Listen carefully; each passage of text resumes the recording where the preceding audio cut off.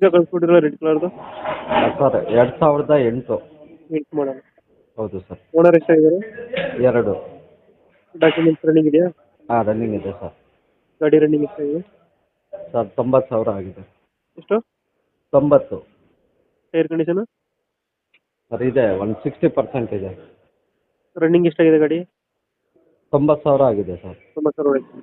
ಹಾಂ ಗಾಡಿ ಫೀಚರ್ಸ್ ಒಳಗಡೆ ಸರ್, ಅದೇ A C power steering, 2 front 2 power window. Front four window. ಹಾಂ ಸರ್. ಮೈಲೇಜ್ ಎಷ್ಟು ಕೊಡುತ್ತೆ ಗಾಡಿ ಇದು? ಸರ್ 25 ಬರುತ್ತೆ ಸರ್.